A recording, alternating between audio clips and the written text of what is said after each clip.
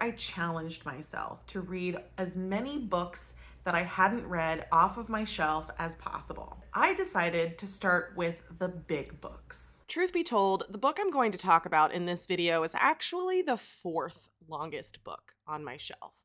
So let's take a look at the top three. There's no page numbers. I just accidentally read the last line though, and that was a really beautiful line. I'm very excited to read this. Oh, here we go. Okay.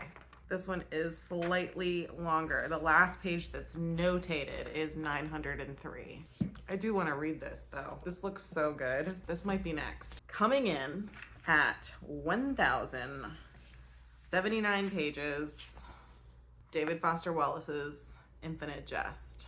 The print is incredibly small. Like there's no pictures, but I hear it's really weird. I like weird stuff. I'm not as excited to read this as I am City of Fire, but this is the longest book on my shelf that I haven't read. It might be the longest book on my shelf, period. Let's see. If not, this is the longest book on my shelf. And it is 1,332 pages.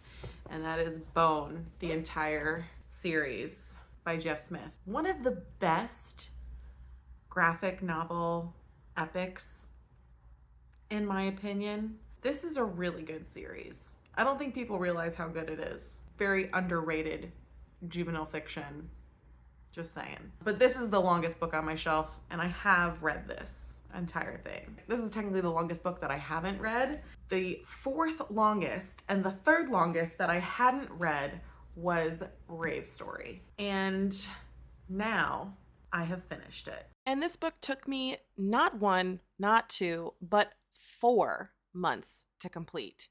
February, March, April, and May.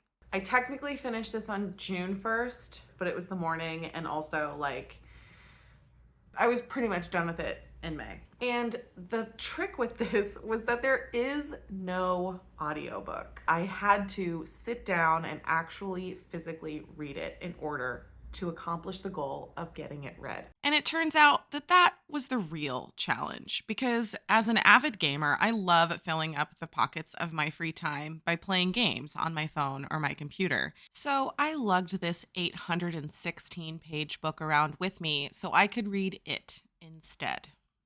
Hi, I'm Brenna. Welcome to my channel where I talk about books and other things I'm into. It would be so cool if you subscribed. Okay, so let's talk about how this whole thing started. First round of books I've pulled off my shelves to read for February. All right, the next one is actually one that I wanted to read in January, and I haven't gotten to it yet because it is this massive book called Brave Story. A friend of mine got it for me probably 10 years ago, and it's huge, but it's so, like, just look how cute it is. So I'm going to try and read it. I'm trying to get to it in February. Okay, so call me a little overconfident, but I was optimistic.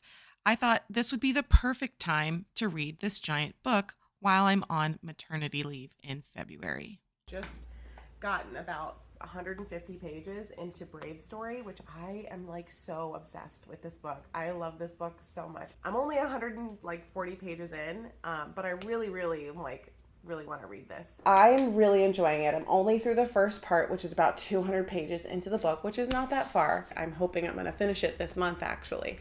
I don't know. It might take me a little bit longer to get through, but I do really enjoy it, and I'm really excited to see where it goes. But as the months rolled by and I was unable to read this book on leave, I started to lose faith in my ability. The books that I'm still reading that were a part of my February TR that are going to move into March, and I mentioned them in my vlog. The first one is Brave Story. I am still about third of the way through. I really love the story. I think it's so cool. I think it's so much fun. And I'm really excited to get into the fantastical elements in this story. But it's a massive book. There's no audiobook. And I'm going to be honest with you. When I come home, this is the first day I've come home and had energy to do anything. I can't read. I can't read physical books. But spring break is coming up, so hopefully I'll get some time then. The book that I have been trying to read, which I'm finding the most difficult to read, not because I'm not interested in it, I'm finding it hard to sit down to read a book. But anyway, I'm trying to get through this giant book. I need to make more of an effort to read it. I do really enjoy the story. That's the thing, is that it's not like it's a boring story. It's not like it's something that is not interesting to me. It very much is.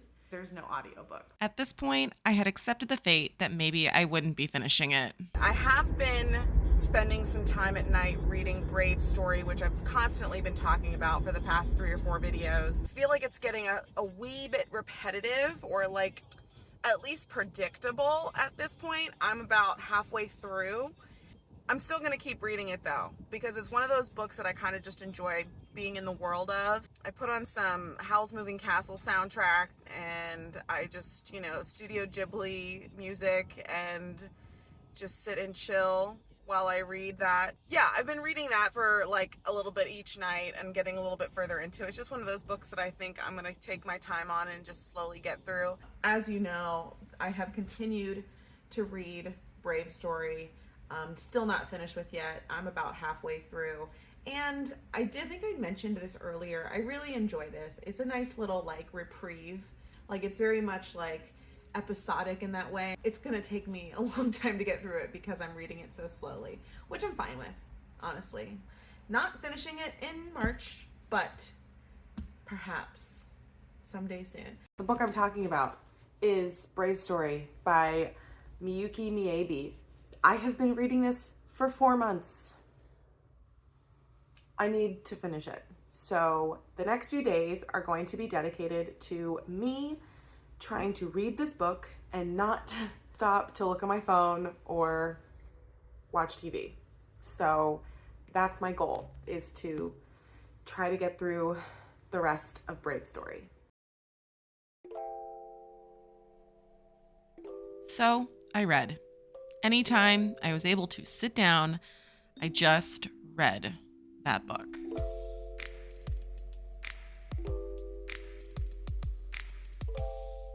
Or at least I tried to.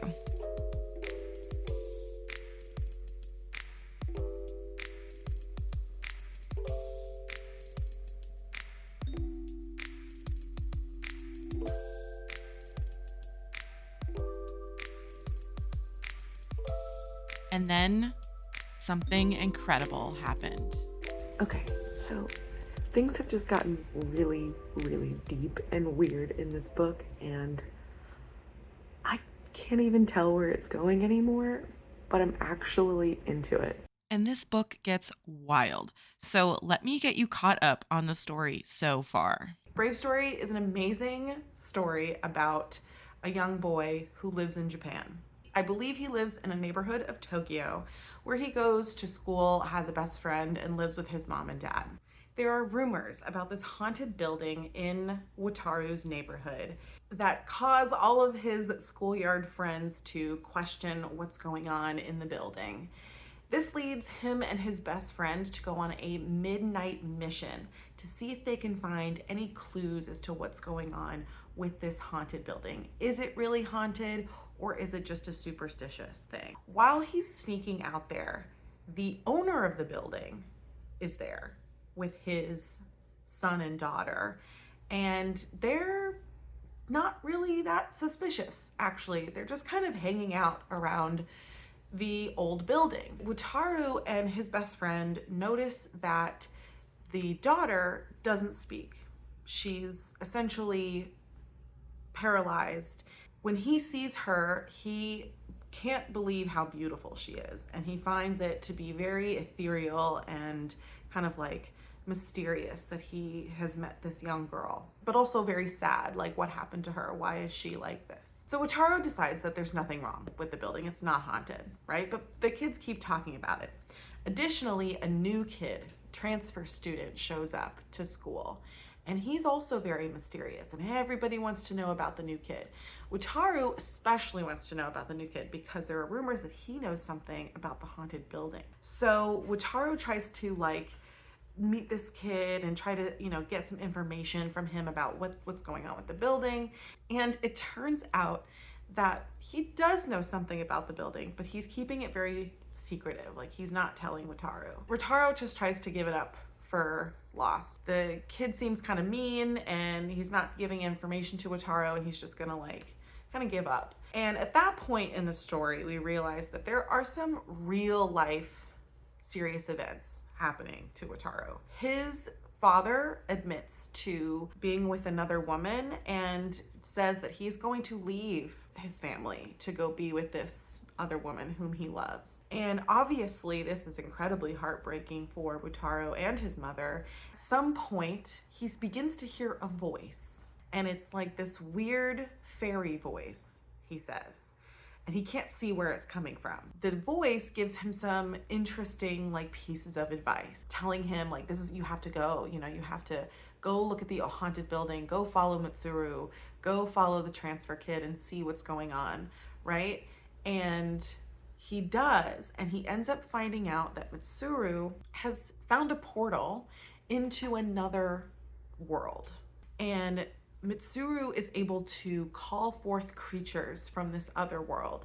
He tries to follow Mitsuru into this, you know, different world, and Mitsuru tells him, if you're gonna come here, you come here as a traveler to change your destiny. And at that point, Wataru's mother is completely depressed and is ready to take her own life as well as her son's.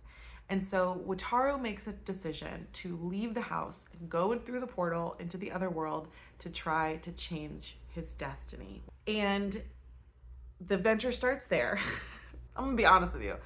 That's about 150 pages, 200 pages. It's about 200 pages of the setup. You get a lot of information about Wataru and his friends and his family and this transfer student who's leading him into the opposite world. They call this place Vision, and he goes to this place several times before, you know, he actually goes there and like sets a course for his quest. It goes into part 2, but then I never see part 3, part 4, if there is one, because there definitely is a place in this book where there could be another one of these pages that says like part 3. It feels like there needs to be a section, and it's not in there. And I was kind of curious about that because it happened in such an obvious place. He's going through Vision for like several hundred pages.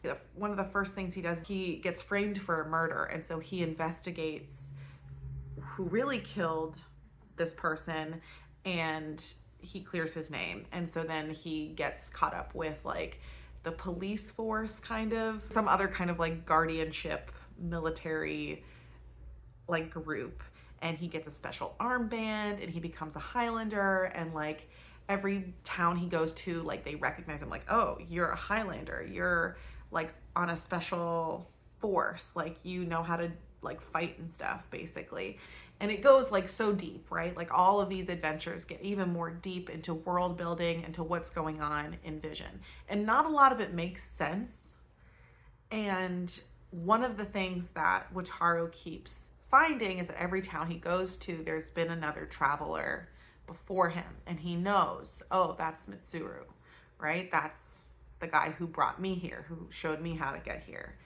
And he thinks like, you know, maybe we can meet up and we can help each other like on our journey. Because one of the things he has to do in order to change his destiny is he has to get 4 gemstones, not like the Infinity Gauntlet or anything, but he has to get 4 gemstones and use them to get to the Tower of Destiny, to meet the goddess, to ask her to change his fate. And so he knows Mitsuru is on the similar path. That's exactly what he told Wataru he was going there to do. He's like, maybe we can help each other, you know, find the gems.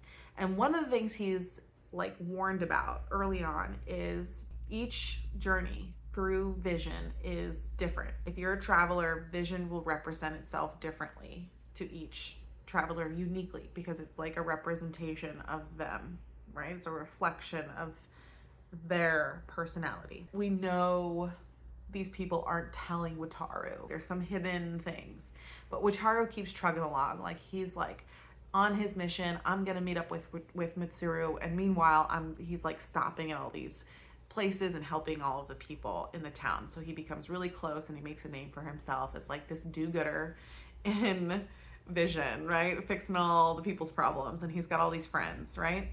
And he gets to a point where he realizes there's a larger conflict in Vision, and it's between the human type people and the animal type people.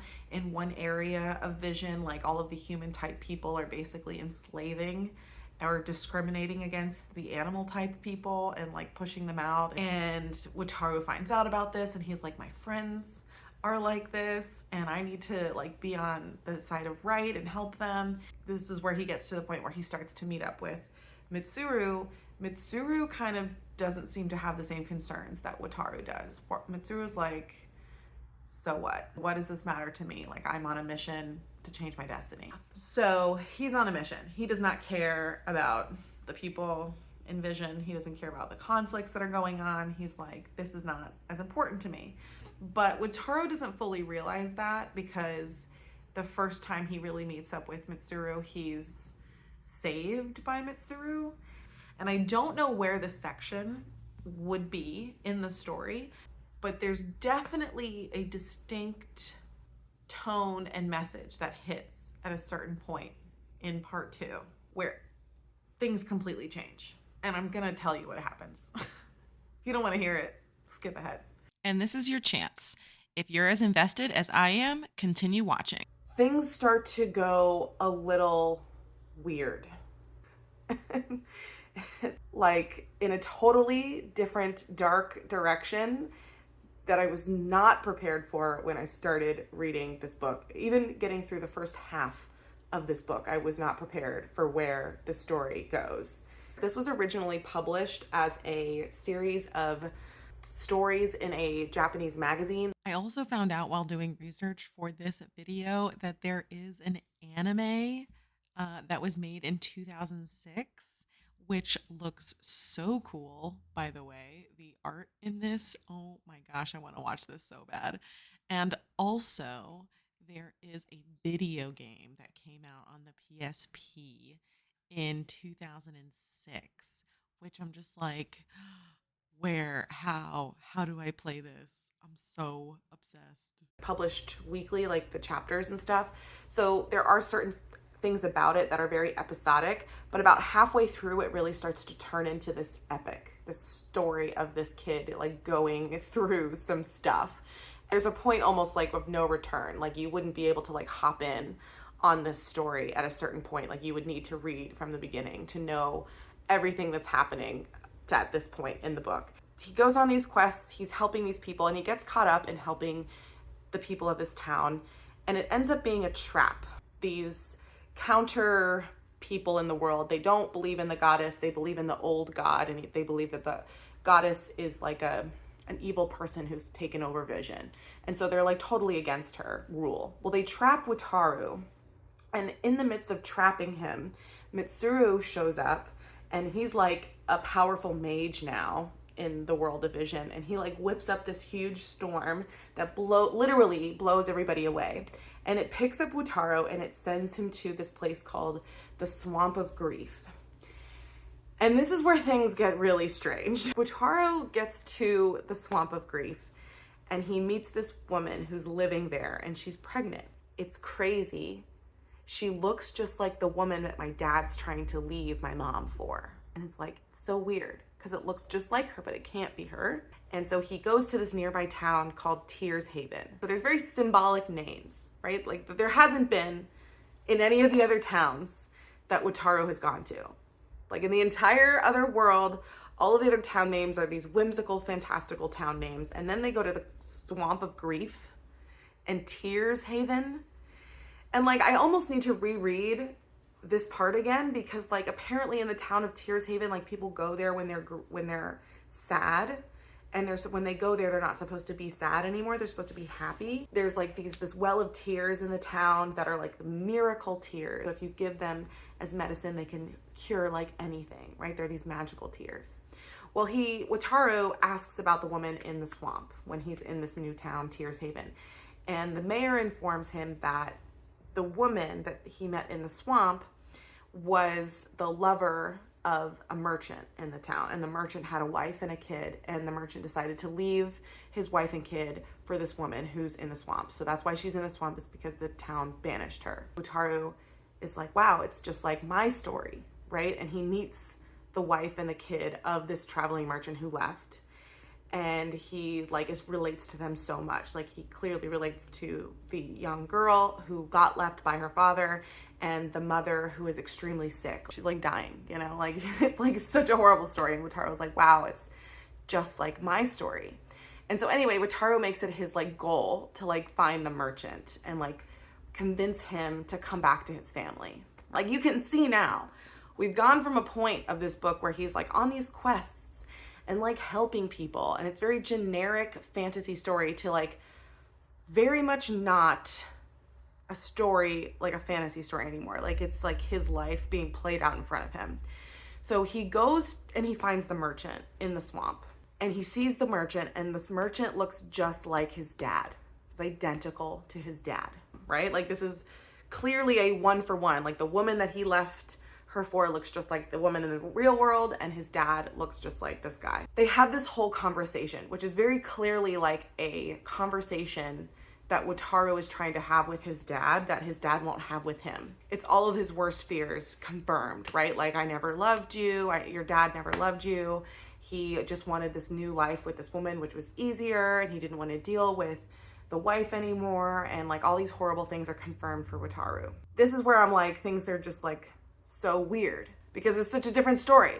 Because then Wataru, he like disassociates from his body, and his body kills the merchant, like stabs him to death with his sword in the swamp. And he pushes the body into the swamp, and it sinks into the swamp, so the body can't be found. Then Wataru is still disassociating from his body, and his body goes to the cabin in the swamp where the pregnant woman lives that the merchant left his wife for. And she knows that he killed the merchant. And then Wataru kills the woman. And then he leaves the hut and he reassociates with his body. And that's the weird thing about it, is that this had never happened to this point, where even in the real world, Wataru didn't disassociate from his body like that. When you're reading it too, like, that's the other thing that makes it particularly interesting, is that when you're reading it from Wataru's perspective as he's disassociating. So like, it's still his voice narratively, but he's like, I'm not in my body anymore. I'm watching myself do this murder. So then he reassociates with his body, and he's like standing in front of the hut. He's like, if I go back in there, she's going to be alive, because what I saw was just an illusion. It's just a hallucination. It can't be real. It can't be real. And he's like, if I go back in the hut, she's still going to be alive and everything's going to be fine. But he can't bring himself to turn back and look in the hut. And then the door opens, and the dead fetus from the pregnant woman is crawling to him and like haunting him. And he starts running, and it's like chasing him. And then he passes out and he gets taken away. For like the rest of the book, I haven't finished the book yet. Like, this is where I'm like really invested now in this book. I haven't figured out if what happened to Wataru in the Swamp of Grief is real, or if it was a hallucination. Because like, there are signs that point to it being a complete hallucination. Right? Like, the fact that it's so different from the rest of his adventures in Vision. Right? Like, I have to be thinking that it's set up in a very distinct way, or it's not. And he's legitimately trying to reconcile the fact that he just murdered in cold blood 2 people. Now Wataru, like, it's completely changed. The story has completely changed. Wataru has completely changed. The whole trajectory of what I thought this book was going to be has completely changed. I'm reeling from the fact that I thought this book was going to be a cute, sweet little fantasy story about a boy traveling into a different world and saving his mom. It's not about that at all. This is a much deeper, darker story than I was anticipating. And I am flabbergasted. And I'm currently 486 pages in. This is it. I'm just trying to read it. So I just got to this point in the book where I finally feel like the whole thing is starting to come together a little bit. We're still following Wataru. We're still following his quest to find the goddess of vision and ask her to change his destiny. He's gone through this crazy thing in the swamp of grief, and he's haunted by that still. And like there's still no confirmation. I guess the only confirmation we got is from this voice inside his head that's like, yes, you really did that. Like it was what you were supposed to do. We've been told now that it's like a demon. There's like a demon following Wataru around, like exacerbating all of the negative aspects of him. And so then he learns about how the goddess has to sacrifice someone in vision every year to keep this barrier of light safe or whatever. And Wataru learns this, and the rest of the population of vision also learns this. And so there are people who are like, we accept our fate, and if we're chosen for the sacrifice, we trust the goddess. And then there are people who are like, what if there's a way to change it? And also Wataru is experiencing that. I want to save people, but I also don't think it's right that the goddess is sacrificing people. But I also have to trust her because she's supposed to be the good person, right? She's supposed to be the person that is going to help me. So then we get to this point where it's like very clearly spelled out for us. They said at the beginning of his quest that vision is like a reflection of the traveler who comes to vision. Like it's a reflection of them as a person. So like the world around you is like reflecting your pain and story, but also like your good aspects. Like there are good things about this world, but there are also these dark and twisted things about the world too. It's very deep, but it's also like a children's book, right? So they have to kind of spell out this connection between the problems that Wataru is dealing with physically in the world of vision, or virtually in the world of vision, as like his own battles in his real life, like with his mom and with his dad. Like, yes, obviously that's what's going on with Wataru, is he's dealing with the divorce of his parents, and he's living out the actual real life mental battles that he has to go through in order to accept the fact that his parents might not ever get back together again. And that he's dealing with all of this trauma basically from his parents. I get it now, right? Like I'm at the point, I have 300 pages left of this guy, and Wataru is still like fighting it, right? Like he's being told explicitly, like, you have to follow your good attributes, right? Like you have to trust in them and, you know, believe in them, believe that they'll overcome the negative attributes of yourself. But also there's like a purpose to your negative attributes. And so anyway, so Wataru is just like, he's struggling to comprehend what is clearly being laid out for him at this point. So yeah, so I have 300 pages left. So I don't really know, like, it's a lot of pages to get through to like have the main characters finally like make the connection. It's a lot. And also I think I would enjoy it more if it was a PDF, maybe. I was thinking about that. But it's kind of fun. It's also kind of fun to like read this hefty book. It's kind of nice. Big, hefty, floppy book. That's going to look absolutely terrible when I'm finished with this poor spine. Okay, anyway, back to reading. There is more of a larger plot happening in the book. And Wataru realizes that in order for the goddess of vision to grant the wish of a traveler, there needs to be a sacrifice in vision. And there needs to be a sacrifice from the real world. So two people need to be sacrificed. One of them is from the real world, so either Wataru or Mitsuru. The other one has to be from vision. And so Wataru he doesn't know what to do, and everyone's freaking out. Everyone's freaking out because they've learned this information. They've gotten the sign from the goddess that it's going to happen. And there's groups of people who are like accepting of it, and like they understand, they trust in the goddess's plan, right? They have faith.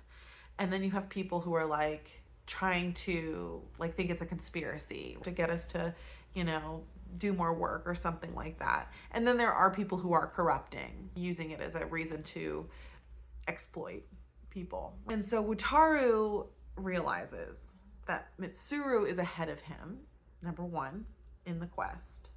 So he's going to reach the Tower of Destiny first. And two, either Wataru or Mitsuru have to die for one of them to get their wish granted. And we, the reader, start to get more new chapters from Mitsuru's perspective, where he clearly does not care about anyone else around him. He is just moving through vision. He kills people, he steals things, he could be starting wars, he could be making issues, right? Like, he doesn't care. He's just like, give me what I want. I want the gems so I can get the Tower of Destiny, so I can ask the queen, the goddess, to change my destiny. So at this point, this is where things I feel start to drag just a little bit. Like, when we find this information out, we find it out pretty quickly, and we get the setup for it pretty easily. And we realize that Wataru is making progress. He's just not making quick progress like Mitsuru is. At this point in the book, I think we were like 600 pages in, right? 500 pages in. So we have 300 pages left, and it's like, we know what's going to happen. We know what's going to happen all right here. It just takes us so long to get there. Wataru does realize that Mitsuru doesn't care about the people. He's doing something that will actively destroy Vision, right? First, it doesn't seem like it's actually going to just destroy Vision. First, it just seems like it's going to cause more war, and he's like just allowing the continuance of discrimination and war and unhappiness and like elitism and stuff. And Wataru is really against that. And Mitsuru doesn't really care. He's like, listen, I'm just going to give this to whoever's powerful so I can get whatever I need. But then Wataru realizes that Mitsuru is making an even greater dangerous decision, and what he will do will destroy the entirety of Vision. It will just wipe it out. All of the dark things from beyond the world will come into the world and destroy it. And like, the setup for this part, I feel, I'm not going to say it's unnecessary, because I do feel that a lot of it is really important to the end. It just is a lot for Wataru to do, to get all of these tiny pieces of information and then put them all together and then realize what he has to do and then fight Mitsuru. Like, there's a point in the book where it said that Wataru and Mitsuru waited around for like weeks, because they were like, it's the very end. It's like right before they get to the climax, the big battle where they're supposed to like meet. And it's like 100 pages of him like, this is what they did for their month that they decided to just take off like in the middle of their quest. And I guess that's like the whole point, right? You know the journey is going to come to the end. You know the book's about to end and you don't want it to. And so you just kind of like take it slow almost.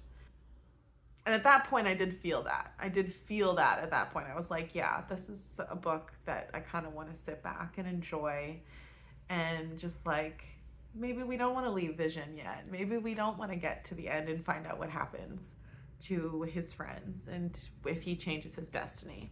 But I'm going to tell you.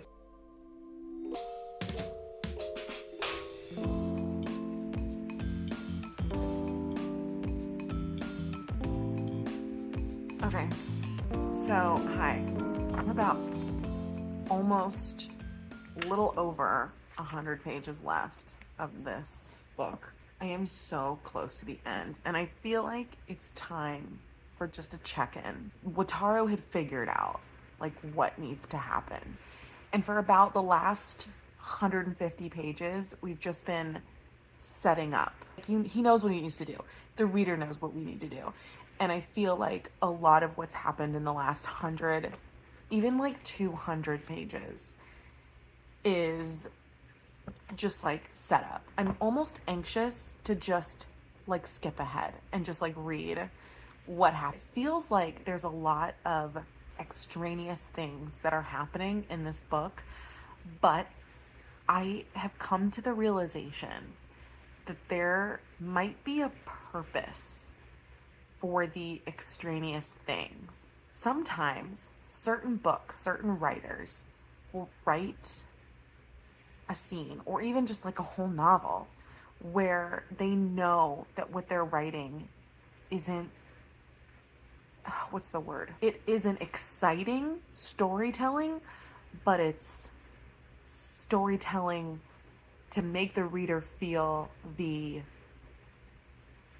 tension. The author is intentionally making me wait. The author intentionally told me what the battle is and what needs to happen to get to that battle 200 pages ago. And they are intentionally making me wait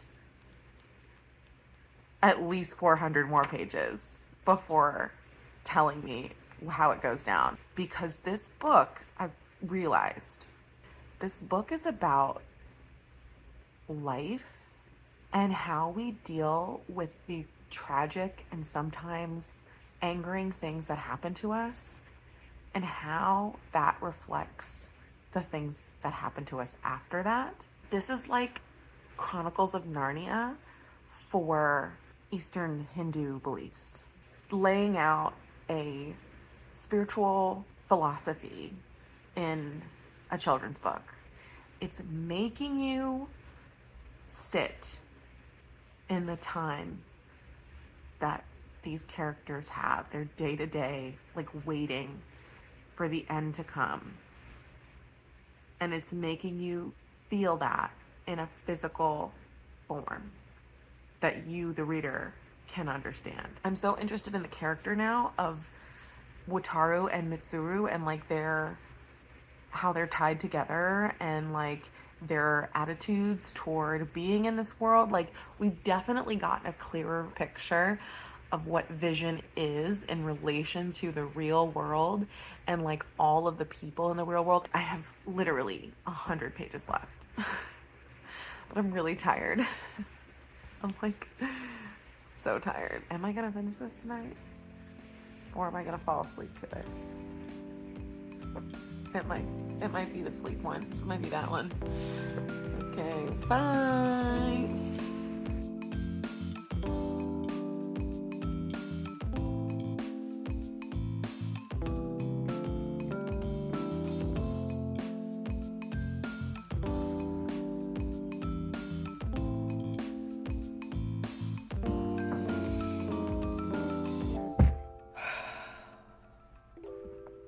It's done. It's over. I finished it. I finished the whole thing. 817 pages of good. I'd say so.